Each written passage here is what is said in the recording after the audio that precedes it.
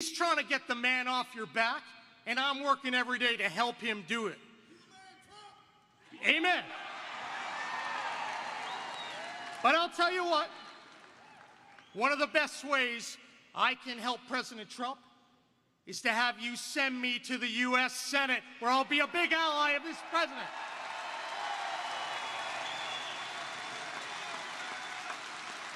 West Virginia needs to send a conservative fighter to the U.S. Senate to help drain that swamp. Now,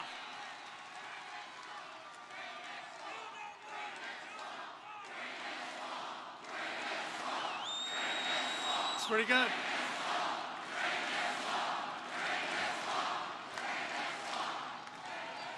Now, let me tell you a little bit. I have an opponent in this race. His name is dishonest liberal Joe Manchin.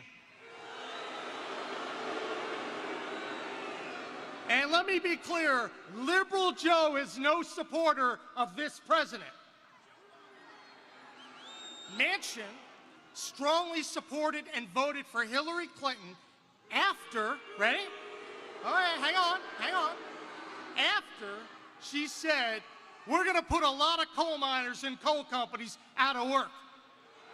Yeah, it's pretty bad. Manchin even called Hillary warm, compassionate, engaging, tough. Can you actually believe that?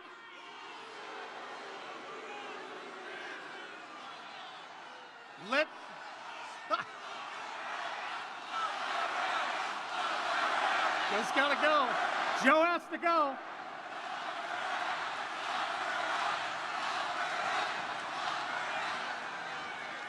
Liberal Joe no longer has West Virginia values. Let's go through the record. Manchin was for Obama. Manchin was for Hillary. Manchin is for radical gun control, Planned Parenthood. He shills for EpiPen. And he opposed the Trump tax cuts. Let me be clear, that's pretty bad, right? Remember, this is West Virginia. We benefit as much or more than anyone from the Trump tax cuts.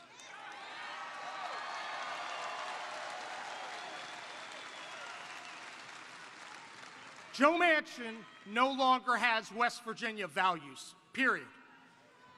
When I get to the U.S. Senate, I'm going to be a strong ally of President Trump. I'm going to be the conservative fighter that you can rely on. We're going to stand up for coal and our energy resources, and we're going to tackle this opiate epidemic more aggressively than anyone.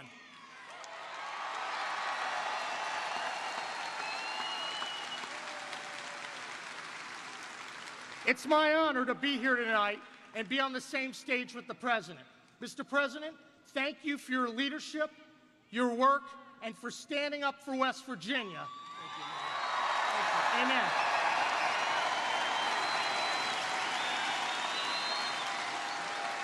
Together, we're all going to help this guy make sure not only that we make West Virginia great again, we continue to make West Virginia great again. Best way to do that?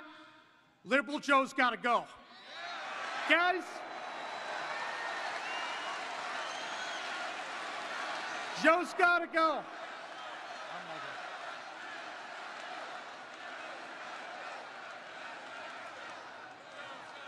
And now I will turn this back over to the big man who you're here to see. Amen, brother.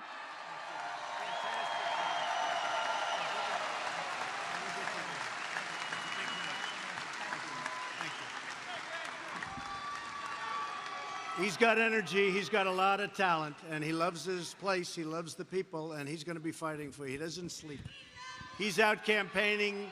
I said, how many days are you campaigning? Because I said the last 60 days of my campaign, every single day, we'd go out every single day, as many stops as you could make. Humanly. You can't get tired. He's got that same thing. He's not going to get tired. He's every single day.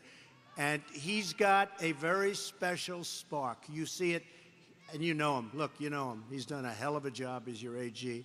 And you got to get him with us. You got to get him with us. He's going to bring it back home for the people of West Virginia. So this November, voters in West Virginia will face a very simple choice. A vote for Patrick Morrisey is truly a vote to make America great again. He's going to vote.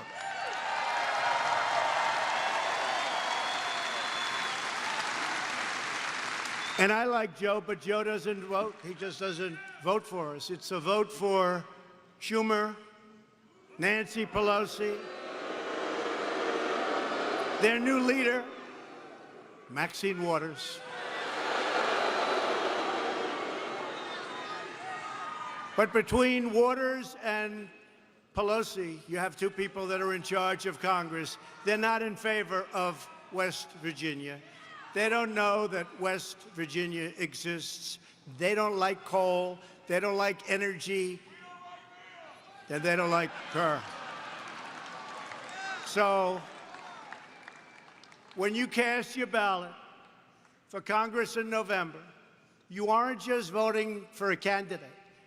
You're voting for which party controls the House and which party controls the Senate. So all these Congress people, and I'll tell you, we have to get there. We really have to get there. So I'm going to be going out as many days as I can, and I'm allowed to. You know, I have sort of a little with all the Secret Service and all the fantastic people, but it sort of holds you back. Maybe sometimes I'll just make a few trips without them. We'll do them quietly. But we're going to be out a lot. We're going to a lot of different states, and I'm coming back here before the election.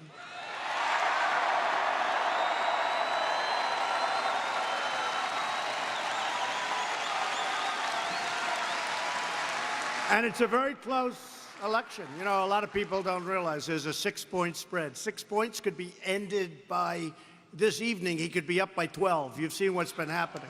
We've had a good record of endorsements. In Georgia, a man was down 10. I endorsed him a short while before the election. Good man, for governor. And he won 70-30. So I guess he picked up 45 or 50 points. In Ohio recently, he was up, and then he went down a little bit. We went there, and he won. You know that. Balderson, good man. Congressman Balderson now, he won. You know, we won 8 out of 9 special elections. Nobody talks about it. They don't talk about it. 8 out of 9 special elections, and they don't want to talk about it. And my record is, I don't want to brag about it, but man, do I have a good record of endorsement. In Florida, we have a great candidate. His name is Ron DeSantis. And he called me and asked whether or not I could endorse him. And I said, let me check it out. And he was at 3. This was a few months ago. He was at 3. And I gave him a nice shot and a nice little tweet. Bing, bing.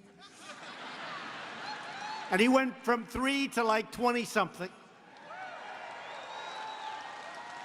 And then I gave him my full and total endorsement. And he's now leading by like 19 points. And that election is next week. Leading in the primary. He's a good man. And so many others. Staten Island, the congressman, Dan Donovan. He was down before the election. We endorsed him. I think he won by 24 points. So if we can do just, you know, all my life I've heard endorsements don't mean anything. They said if you get an endorsement from Ronald Reagan, we like Ronald Reagan. It was a wonderful thing to have, but it didn't move the needle. And if you get an endorsement from a lot of people, it never really, is that a correct statement? If you look, Corey, Shelley, if you get an endorsement, it was nice to have, but it didn't mean anything. These endorsements, and I'm not saying it from my standpoint, they're going 20, 30, 40, 50 points. 50 points. It's crazy.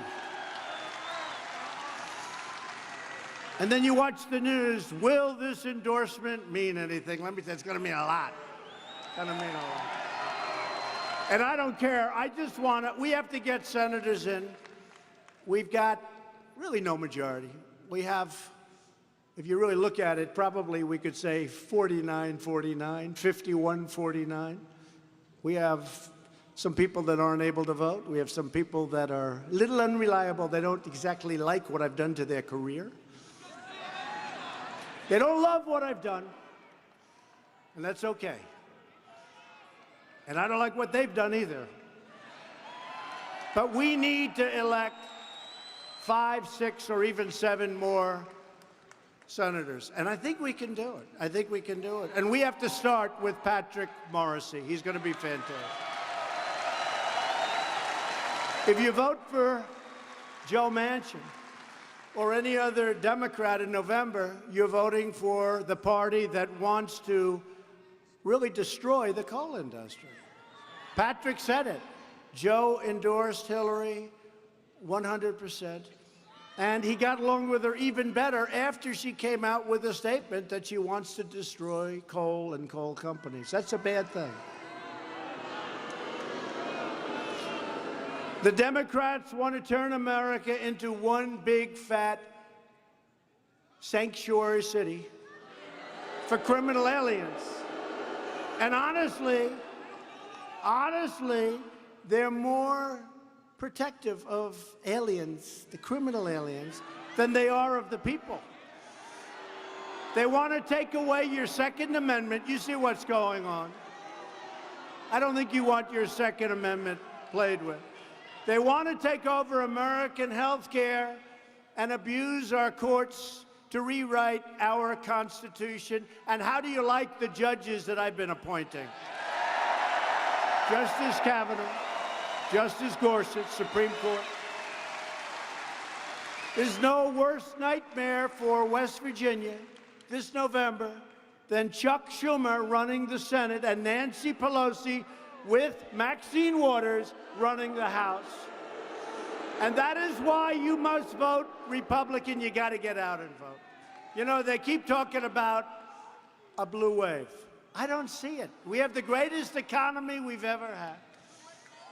Joe Manchin always voted for Obama, and he voted to keep the disaster known as Obamacare, and I will tell you, it is being chipped away. You know, we had it beaten, but one man, I'm sure nobody knows who I'm talking about, voted no, shockingly, really surprising to a lot of people, because he campaigned on repeal and replace. But we've really knocked it out, including the individual mandate.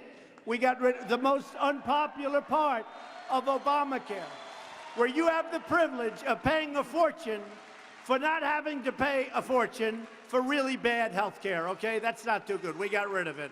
A lot of people are very happy about that. That came along with the biggest tax cuts in our history. And Joe Manchin voted no on the tax cuts.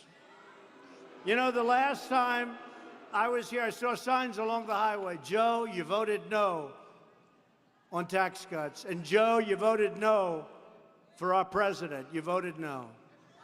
And he's going to vote no. I'm not knocking him, but Schumer's the boss. And he may give us a vote on Justice Kavanaugh. He should. Everybody should. I mean, here's a guy. Is this central casting? This is what we want. This is a great, brilliant man. But Joe's just not voting with us. He's voting against your tax cuts. He voted against repeal and replace. He votes against the things that we want. And he votes against the people of West Virginia. You can't do that. You know, Joe opposed the wall, and he opposed the travel ban. And by the way, the wall, right now, that wall is coming along. We're over $3 billion. It's moving along very nicely, very nicely.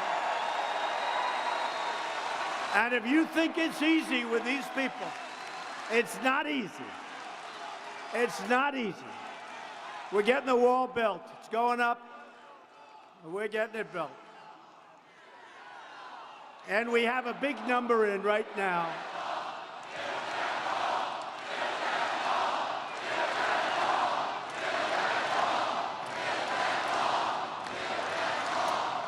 So Shelley and Corey, you hear that, right?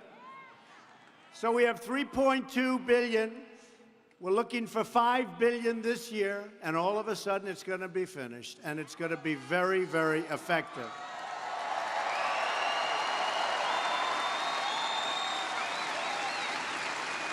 You heard about today with the illegal alien coming in, very sadly, from Mexico, and you saw what happened to that incredible, beautiful young woman. Should have never happened. Illegally in our country. We've had a huge impact, but the laws are so bad. The immigration laws are such a disgrace. We're getting them changed, but we have to get more Republicans. We have to get. This election is bigger than any one race. It's about whether we want to continue the amazing progress we've made for America, or whether we want to surrender that progress to the forces of extremism and obstruction. You know, their little phrase that they like, resist. That's all they're good at. They have no policy. They're not good politicians, but they're good at sticking together and resisting. I have almost 400 people that haven't been approved by they're slow walking. You know what's slow walking? They're slow walking them. We have almost 400 people in our administration, people that gave up their careers, that have been waiting over a year to get approved, and they're being slow walked by the Democrats. It's never happened that way in the history of our country, and it is a disgrace. It's a disgrace. The Democrat Party is held hostage by the so-called resistance, left-wing haters and angry mobs. They're trying to tear down our institutions, disrespect our flag, demean our law enforcement, denigrate our history, and disparage our great country, and we're not going to let it happen. New York's Democrat Governor Andrew Cuomo even declared that America was never great. Oh, I see. Okay. Tell that to our great soldiers at World War I, and World War II, Korean War, so many others. Tell them, to the folks that sent a rocket up to the moon and our great astronauts. Tell them, to all of the great medical research we've done in this country. And he says, America was never great. I would imagine that's career-threatening, right? I would imagine. How did he get away with that one? Did you hear? He was speaking to a room loaded up with socialists and probably others. Probably others. No, not communists, but there could have been a couple of them, too. And he made the statement, and America was never great. And they go, did you hear? They go, whoa, whoa, whoa. They couldn't even believe it. No, that's job-threatening. His comments are an insult to the generations of brave Americans whose blood and sweat and tears built our magnificent country. So this November, you can either vote for the party that says America was never great. That's going to be their theme now. America was never great. Hey, let's do that. You know, they copied mine. Promises made, promises kept. Let's give them a new theme. Quote, America was never great. That's the Democrats' new theme. Can we do that? Yeah. We'll retheme their party.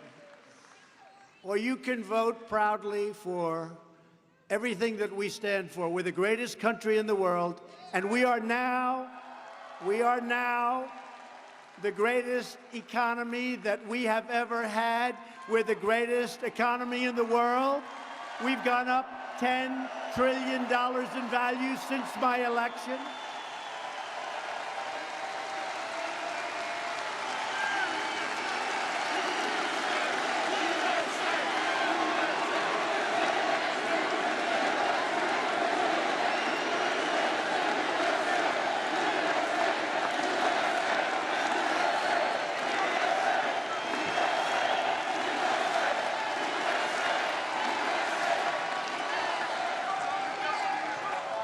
We've gone up $10 trillion. Think of it. Since the election. Wasn't that a great election? Boy. Remember I was here just before the election? And I brought a couple of guys into a room and I said, fellas, supposing we teach you a new skill. Supposing we teach you like how to make little widgets or gadgets or gadgets or dee.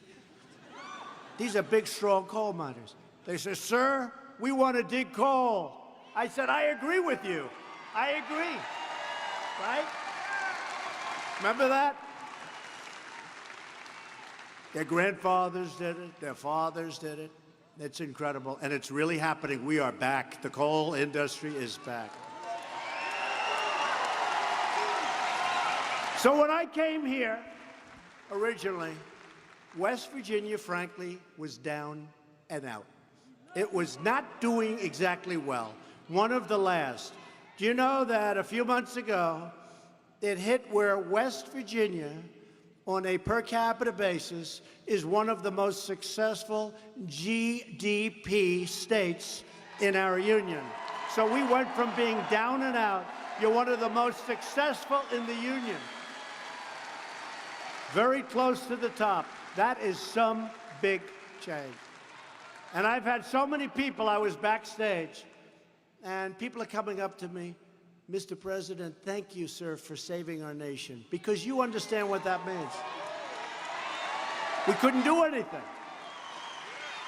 Had the other side won, they would have poured on more regulations, raised your taxes. They would have done things that were so bad. You had a very low GDP. It was 1.2%. You know, 1.2. It was going down. It was going to be a negative.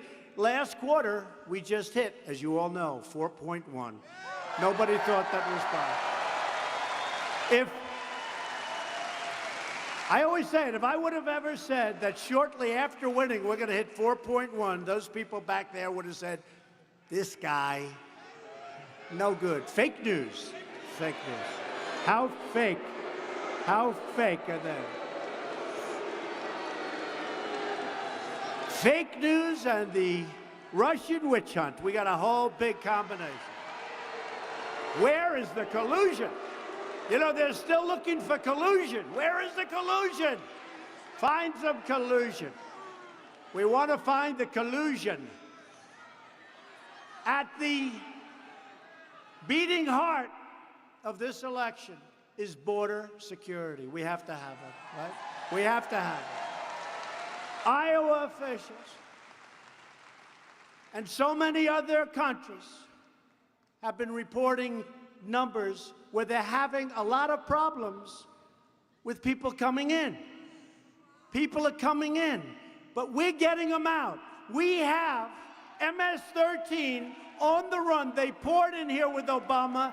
We have them on the run because we love the men and women of ICE.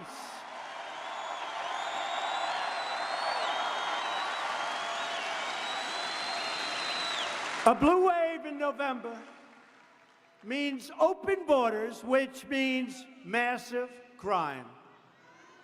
A red wave means safety and strength. That's what it is.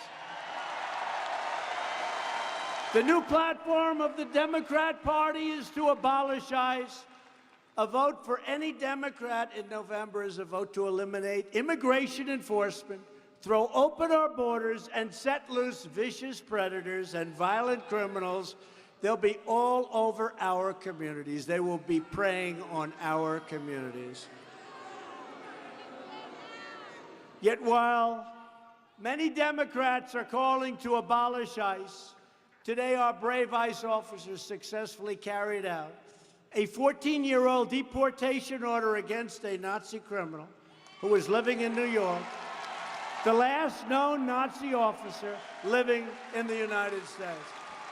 They've been trying to get him out for decades.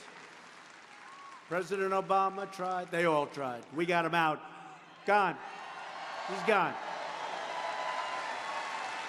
He's back in Germany. ICE officers are heroes who uphold our laws, and they really do. They uphold our laws, and they defend our communities like nobody you've ever seen. And yes, they're tough, they're strong, they're smart, they have great heart, but they go into these communities loaded up with the kind of criminals you don't want to be dealing with. They walk in like it's another day in the office. They're tougher, they're stronger. It's what these other people fear.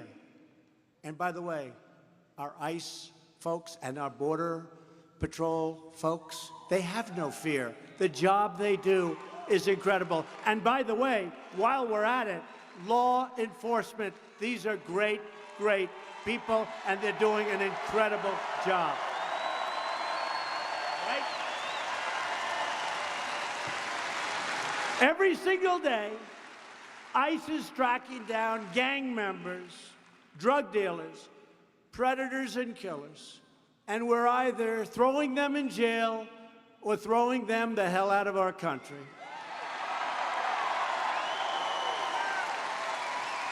If you want to save ICE,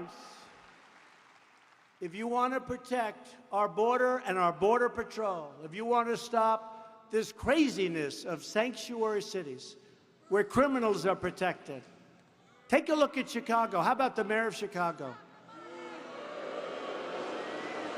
It's like a war zone. And it's a great city. That's like a war zone. This is what those policies do. Last week, 62 people were shot, 12 died. This is like our country. There's no reason for this. The Republican Party stands proudly with our courageous ICE officers and Border Patrol agents.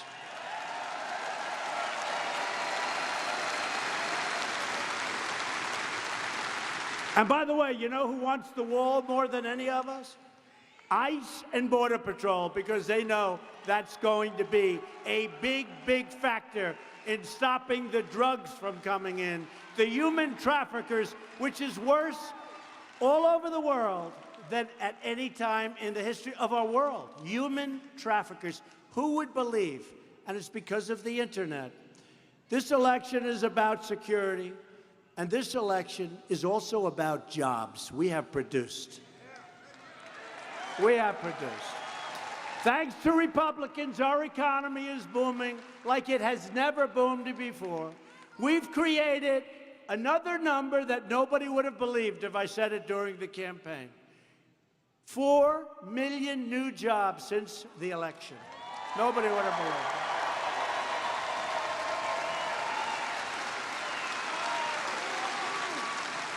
Almost 3.9 million Americans have been lifted off food stamps. Think of that.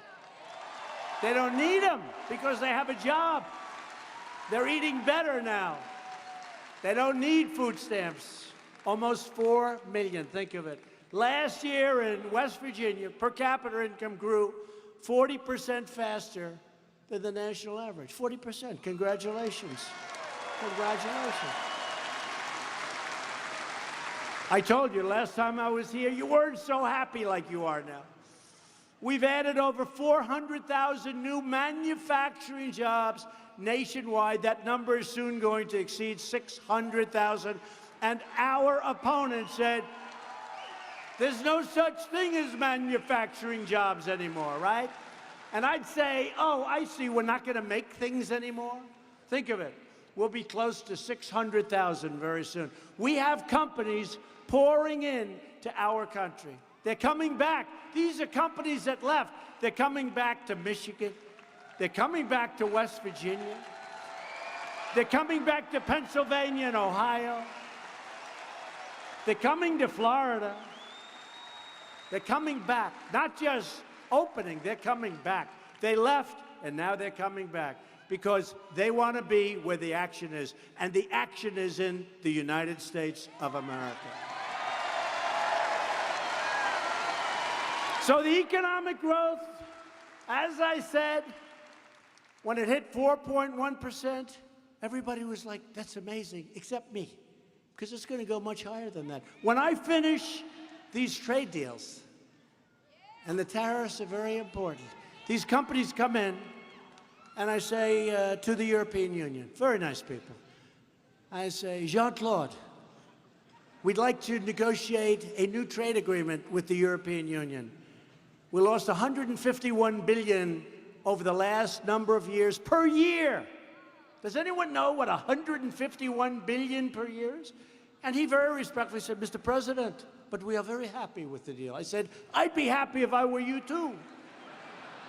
I'd be very happy. I said a second time, a third time, and a fourth time. But they were happy with the deal. But we weren't happy because they have barriers up and because they have tariffs, all the things we don't have. You want to build a car and send it to Europe? How many Chevrolets are there in the middle of Berlin? Not too many, maybe one? I doubt it. I don't think you could find the one. So they have barriers. So I said, come on, let's go. And then he said, no. I said, listen. And I said this to numerous countries. I mean, in all fairness, I don't want to single out anybody, but I said it to numerous. I says, listen, here's what we're going to do. It's all about the cars. It's all about the cars. Tremendously big industry. We're going to put a 25% tax on every car that comes from the European Union into the United States.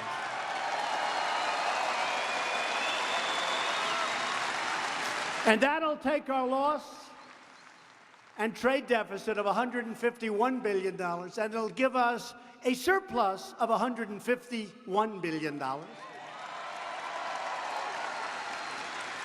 That's a fairly dramatic swing. And that'll take one little signature, Donald J. Trump.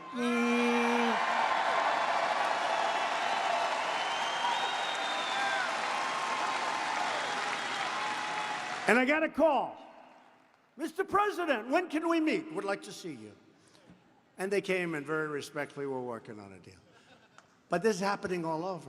With China, I have great respect for President Xi. Great respect, tremendous respect for China. But they have taken advantage of our country for decades. We have rebuilt China. We have rebuilt China. I used to talk about this. I didn't press it initially because I wanted them to help us with North Korea, and they have. And they have. And we're doing well with North Korea. You know, these guys, it's been, what, 3 months since I left? These guys say, what's happening with North Korea? Hey, folks, they've been doing this stuff for 75 years, 3 months. What happened? I can tell you. And I got along very well with Kim Jong-un, and really well. Good chemistry. There's been no, and he considered it like, just read the papers, you'll see what he considered it. So I've been 3 months. I have a very good relationship with Chairman Kim.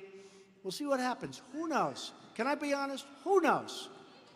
But I haven't taken off the sanctions. We have massive sanctions. I want to take them off quickly, but they've got to get rid of the nukes. They've got to get rid of the nukes. Got to get rid of the nukes. But who knows what's going to happen? I mean, maybe it'll work out, but I think we've done a good job, you know, in a short period of time. You remember it started off extremely hostile. Remember they said, he's going to get us into a war. They thought my rhetoric was too strong. You remember. I won't say it because I don't want to insult Chairman Kim. But you remember. Boom. You remember. Elton John. I don't want to insult, so I'm not going to mention it. But the fake news back there said, he is going to get us into a war. He's crazy. This guy is crazy. Our president is crazy.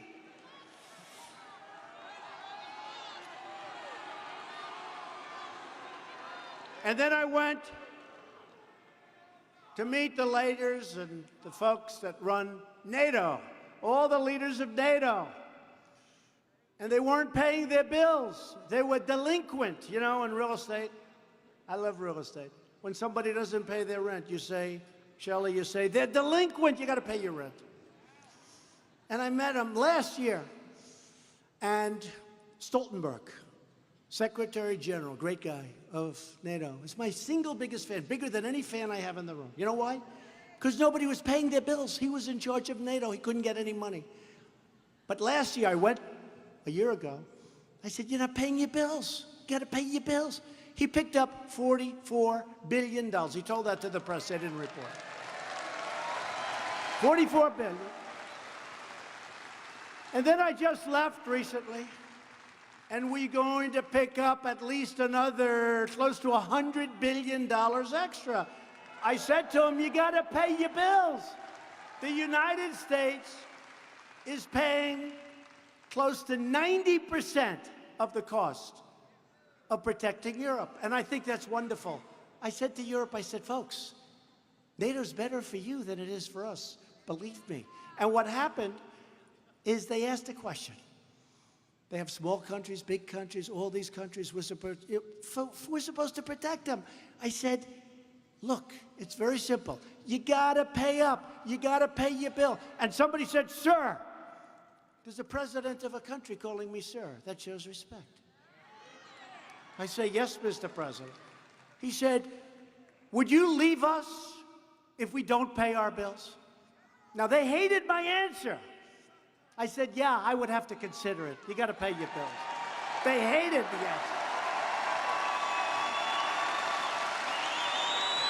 But if I said, no, I won't leave you, you don't have to pay your bills, I won't leave, I promise we'll always protect you, you will always be protected, don't pay your bills, then they're never going to pay their bills. So I said, yes, I will leave you if you don't pay your bills. And you could see those checkbooks coming out for billions of dollars.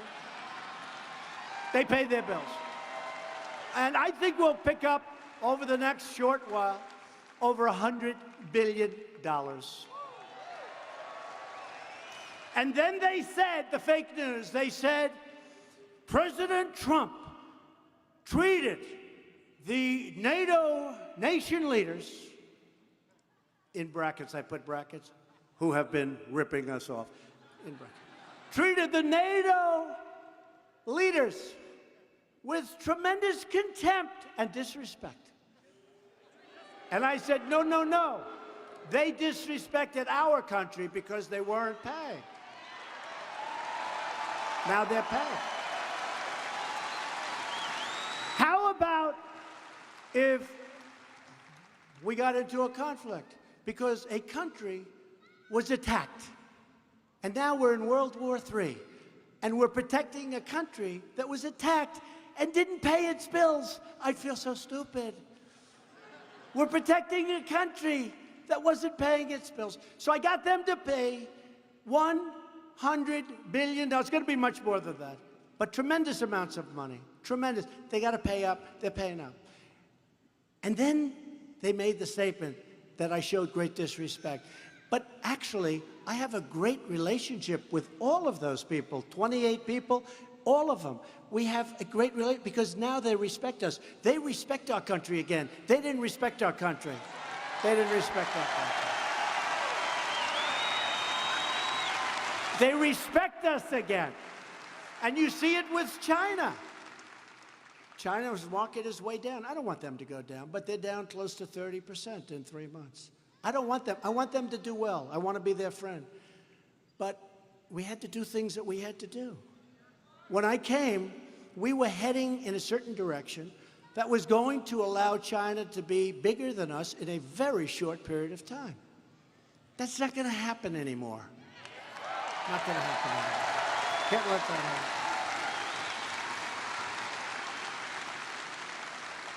The long winding road, you know, the long winding road. And I have tremendous respect for China. I mean, the energy, the genius, it's incredible what they've done. And hopefully we're going to have a great relationship. But we can't do it. It's got to be a two-way street. We have only one-way streets. Not only China, with everybody. It's a one-way street. Our enemies, our friends, our allies. I mean, our allies treat us worse than our enemies. Believe it. So it's all changing. And when we get those trade deals done properly, and you know what bothers me? I have people coming to me, some people in Congress, sir, can you get this deal done immediately? I said, it doesn't work that way. I don't want to go too fast. The deal's not going to be any good if we do that. We got to take time. It's got to gestate, right? The word gestate. It's like when you're cooking a chicken. Time. Turkey for Thanksgiving. My mother would say, oh, 8 hours. I said, 8 hours?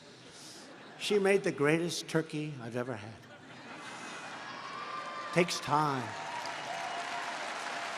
Takes time. So when they run and they say, oh, can you do NATO right now? Could we sign it next week? I said, wait a minute, look. I like Mexico. I like the new leader. I think he's going to be terrific. A little different than us. I think I'm doing better with him than with the capitalist.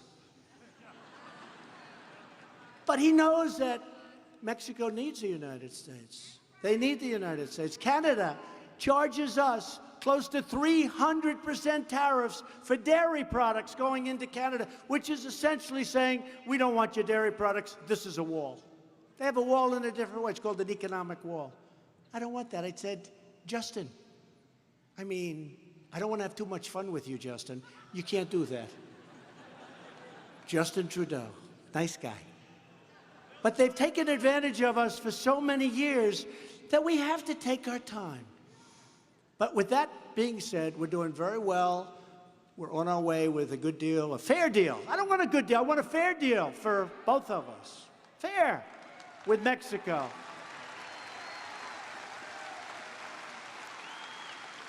And you've heard me say it. As an example, when China makes a car, they sell it into the United States.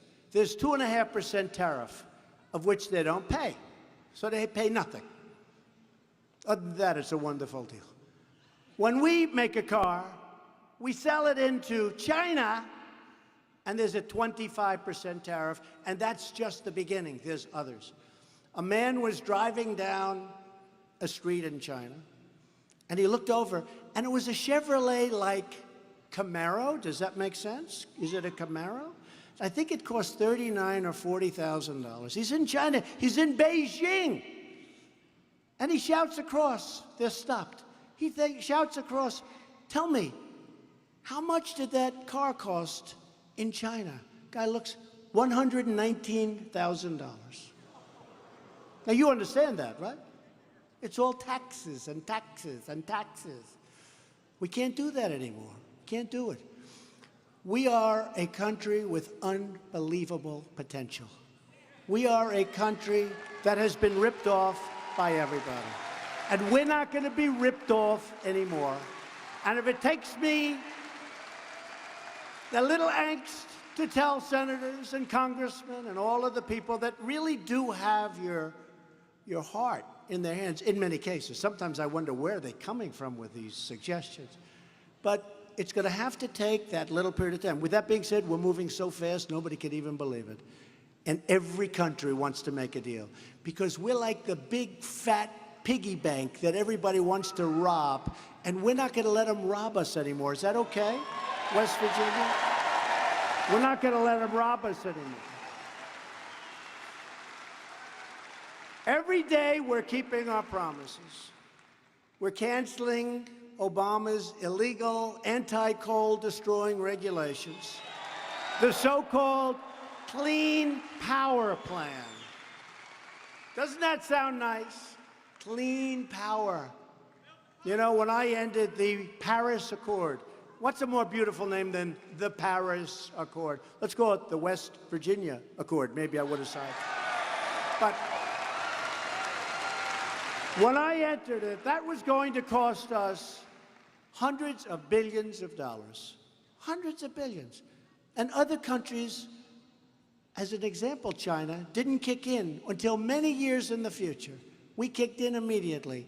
Russia went back many years, which was not a clean time in terms of the environment. Because you know what? We all agree. We want a clean environment. We want a strong, beautiful, clean environment. I want clean air. I want crystal clean water.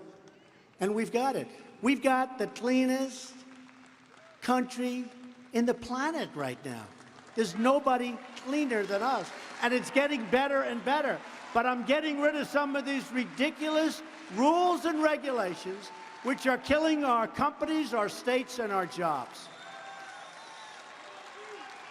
Just today, we announced our new affordable clean energy proposal that will help our coal-fired power plants and save consumers, you, me, everybody, billions and billions of dollars. We've eliminated a record number of job-killing regulations, and Republicans have passed the biggest tax cuts and reform. The reform's very important, but you know what I've said. I don't want to talk about reform because nobody knows what it means. That could be a tax increase. I said, how come it's been Ronald Reagan since you got the last big tax cut? And they looked at me and said, we don't know. And a lot of the great senators and the congressmen came up to see me, and they had the 2018 tax reform. I said, what the hell does that mean? Are you going to raise taxes? Then I found out this is what they've done for 40 years. Tax reform. I said, nobody knows what it means. And we do have reform in there, great reform. But they said, nobody knows. I said, nobody knows what it means. Here it is. I want to put it down, tax cuts. They said, what would be your favorite name, Mr. President? I said, the tax cut bill. And we almost did it. We almost did it. But in all fairness, in this case, Congressman, a couple of them thought it was a little bit tacky. So we call it the Tax Cut and Jobs Bill. But you know what? We have done great reform. But it's the biggest tax cut in the history of our country. And you people are benefiting by it. You're benefiting by it. And companies are benefiting, and those companies are the ones that are providing all of the jobs. We're setting records on jobs. We're protecting also, so important for West Virginia and a lot of states, we are protecting, again, religious liberty. And we're also standing up to social media censorship. That's the new thing. That's the new thing. You know, I'd rather have fake news like CNN. I would rather have fake news, it's true, than have anybody, including liberals, socialists, anything, than have anybody stopped and censored.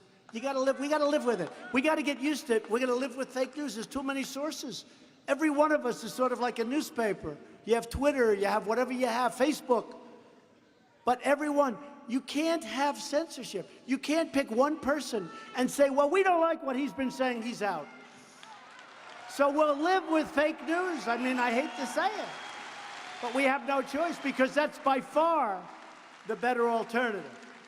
You can't have people saying censorship because you know what? It can turn around. It can be them next. It can be them next. We believe in the right of Americans to speak their minds.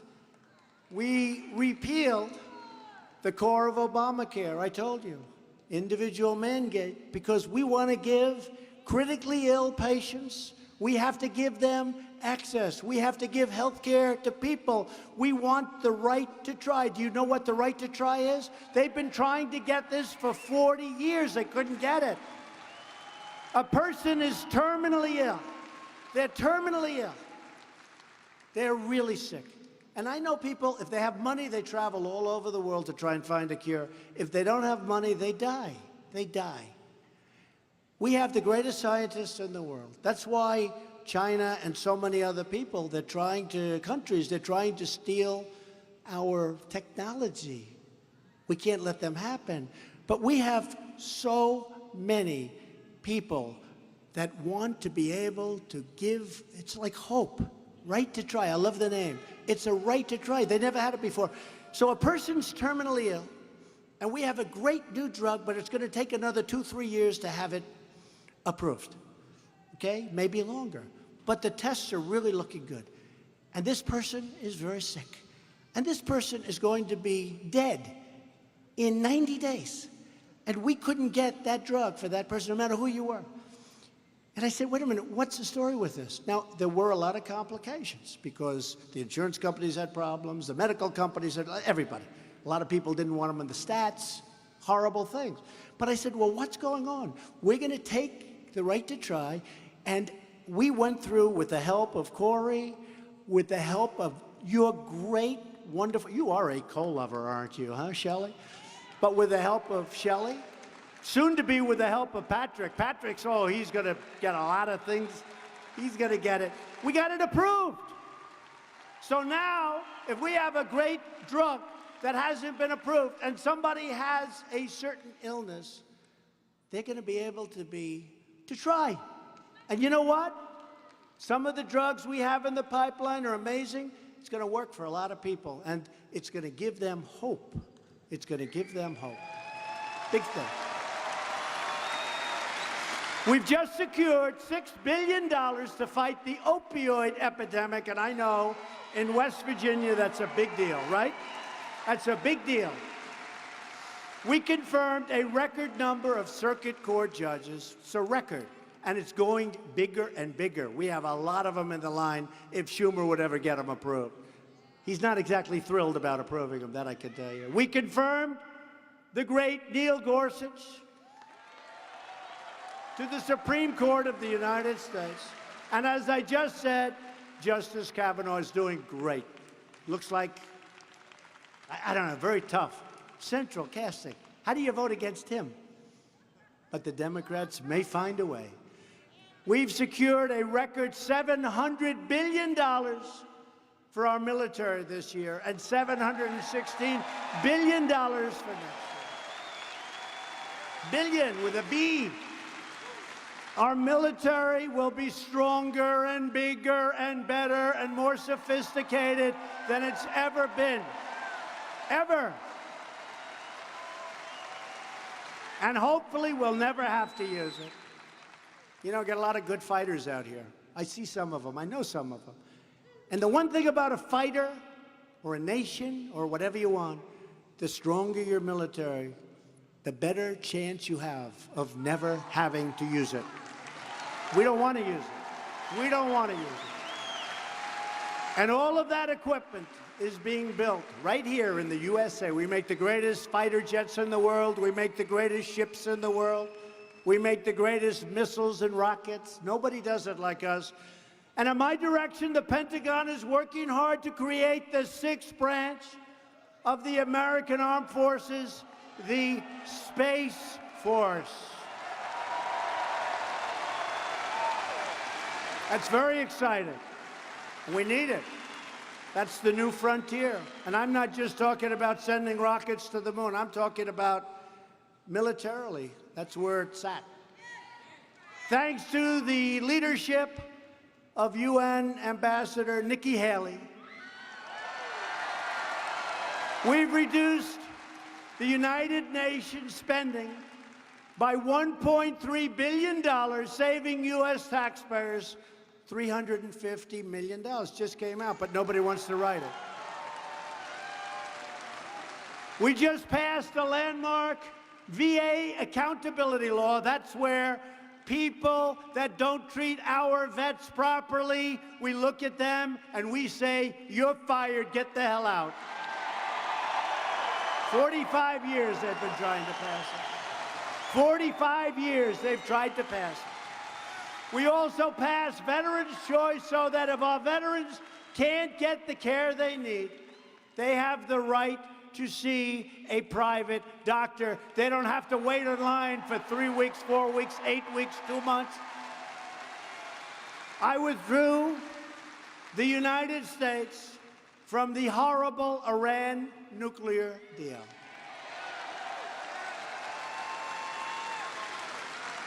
And this month, we reimposed tough sanctions on Iran's nuclear program and on Iran. I also recognized the capital of Israel and opened the American embassy in Jerusalem.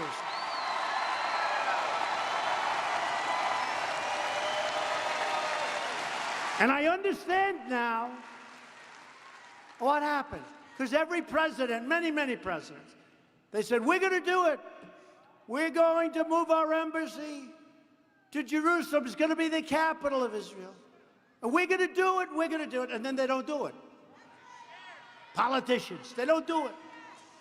So I said, I'm going to do it during the campaign. I said it right here in West Virginia. And I now understand why many presidents before me said they were going to do it and didn't do it. Because I was inundated with calls from foreign leaders. Every country, don't do it, don't do it, don't do it, please don't do it, don't do it. And so actually what I did, I was about 5 days off. I stopped taking calls. I said, I'll call you back next week. Because I knew what they were going to ask me. It's much easier to say, oh, gee, I didn't know you were calling for that reason. So I approved it. And it should have been done years ago. And if there's ever going to be peace, remember I said it, with the Palestinians, it was a good thing to have done because we took it off the table. Because every time there were peace talks, they never got past Jerusalem becoming the capital. So I said, let's take it off the table. And you know what? In the negotiation, Israel will have to pay a higher price because they want a very big thing. But I took it off the table. They could never get by. You understand that, Corey? You both understand that, Shelley? They could never get past the fact of Jerusalem becoming the capital. Now it's off the table. There's nothing to negotiate. But they'll get something very good because it's their term next. Let's see what happens. It's very interesting. I've always heard that's the toughest deal of all deals. That's called peace between Israel and the Palestinians. They say that's the toughest of all deals. Let's see what happens. Instead of apologize, that's what we're doing is we're winning. Instead of apologizing for America, we're standing up for America, and we're standing up for the heroes who defend our country. But to continue this incredible success, we must elect more Republicans. We must elect Patrick Morrisey. We need him.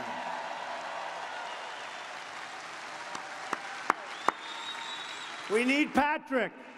So get your friends, your neighbors, your co-workers, your family members. Get the people that love our country and get out to vote. We need his vote so badly. We need his energy. You're going to see, this guy has energy. Loyal citizens like you helped build this country. Together, we're taking back our country, returning power to where it belongs, to the American people.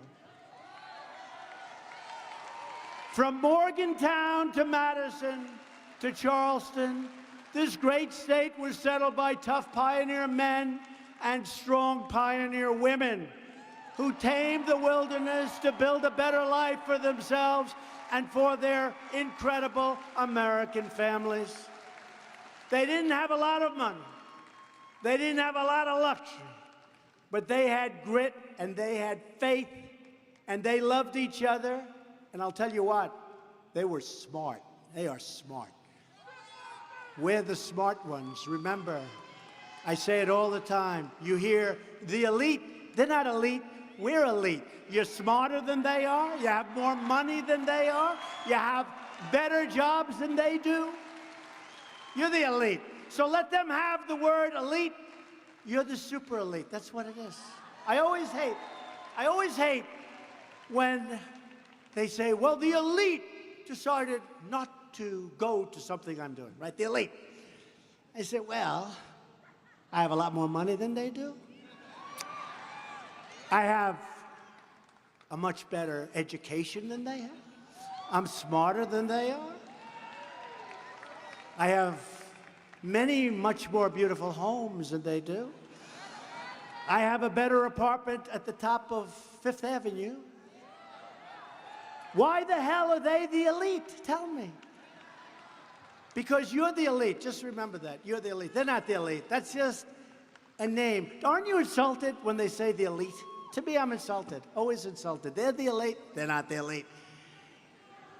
Your people and the people that preceded you in West Virginia were the carpenters and the coal miners, the ministers, the metal workers, the farmers, the factory workers. But they all had one thing in common. They loved their families, they loved their country, and they loved their God.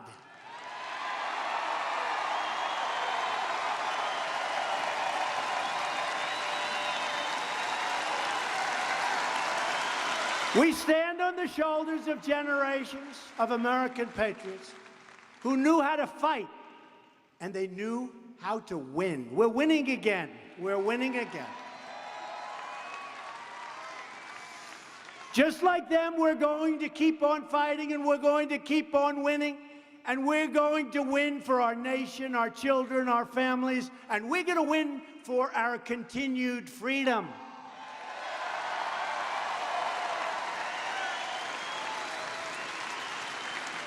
I joke that I'll have Patrick Morrissey coming to me soon. He'll be your senator.